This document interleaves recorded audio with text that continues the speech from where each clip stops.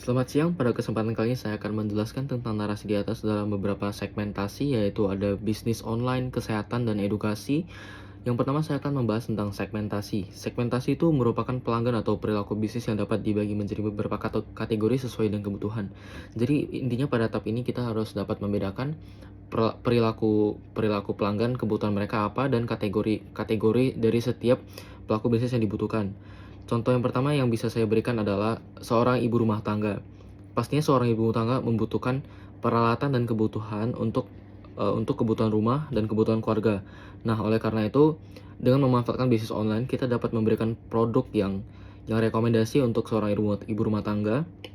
Dan yang kedua, mungkin ada pelajar atau mahasiswa. Seorang pelajar atau mahasiswa pasti membutuhkan alat untuk belajar atau media untuk belajar. Misalkan secara online kita dapat menyediakan buku atau alat tulis sesuai dengan kebutuhan mereka. Nah, yang ketiga adalah pekerja. Banyak banyak dari pekerja pasti menggunakan laptop atau alat media lainnya seperti HP dan lain-lain. Nah, dengan online kita dapat memanfaatkan situasi tersebut dengan memberikan mereka produk sesuai dengan kebutuhan mereka. Nah, kemudian segmen yang kedua adalah klasifikasi. Jadi apa itu klasifikasi? Klasifikasi adalah kategori utama berdasarkan karakteristik pelanggan. Misalkan ada e-commerce, edutech, dan kesehatan digital. Nah, e-commerce itu biasanya kan dipakai secara online buat menjual barang-barang secara daring tanpa kontak fisik.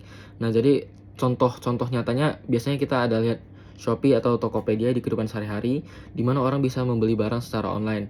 Kemudian edutech biasanya merupakan sebuah media atau sarana untuk pembelajaran secara online atau daring yang biasanya masih dipakai sampai sekarang oleh mahasiswa atau pelajar yang online. Salah satunya juga ketika zaman Covid, aplikasi Ruang Guru dan Genius sangat sangat tinggi tingkat penggunaannya. Jadi edutech merupakan sarana media pembelajaran online. Kemudian untuk kesehatan digital, misalkan seperti Halodoc yang memungkinkan setiap pengguna untuk berkonsultasi dan menanyakan penyakit, menanyakan obat. Dan segmentasi selanjutnya kita akan membahas tentang asosiasi, di mana asosiasi merupakan hubungan antara pola dengan bisnis yang berpengaruh. Misalkan dalam bisnis online, misalkan Shopee, Tokopedia, ketika kita berjualan kita harus memahami apa tren-tren yang sedang berlangsung. Kemudian ketika sesuai dengan narasi di atas pandemi Covid, bisnis online itu sangat menguntungkan. Jadi dengan bisnis online itu pastinya hampir dari semua orang ingin menggunakan bisnis online untuk berbelanja, seperti e-commerce, karena itu juga praktis dan tidak memerlukan kontak fisik secara langsung. Bahkan sampai sekarang bisnis online juga merupakan salah satu bisnis yang paling efektif untuk melakukan pembelian dan segala macam. Nah, kemudian hal yang selanjutnya harus kita perhatikan dalam asosiasi mungkin adalah promosi dan diskon. Bagaimana kita menganalisa pola-pola perilaku pelanggan terhadap terhadap keinginan mereka terhadap diskon, keinginan mereka terhadap diskon yang besar. Jadi kita dapat menerapkan bisnis berupa diskon besar-besaran kepada setiap pelanggan, baik dalam kesehatan, edukasi maupun bisnis online. Kemudian yang selanjutnya bisa kita perhatikan adalah kenyamanan dan keamanan pengguna. Bagaimana UI dalam aplikasi kita atau penawaran yang kita berikan kepada mereka dapat memberikan kenyamanan untuk mereka gunakan sebagai jangka panjang. Kemudian ada cluster. Nah, untuk cluster itu membedakan rintisan yang kita tentukan. Misalkan tadi ada bisnis jualan online, edutech dan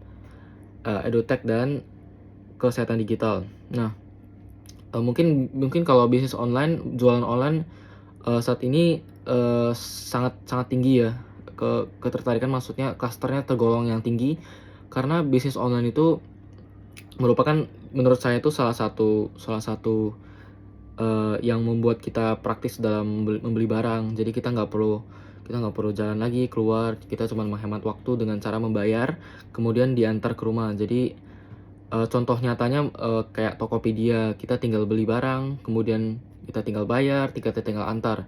Kemudian kalau edutech menurut saya sudah sedang, karena sekarang bukan zaman pandemi Covid, jadi mungkin tidak semua lagi menggunakan media edutech seperti belajar online. Mungkin masih ada, cuman pandemi Covid sudah lewat dan mungkin penggunanya berkurang, jadi klaster ini tergolong sedang. Nah, sedangkan kesehatan digital menurut saya itu masih berkembang seperti Halodoc.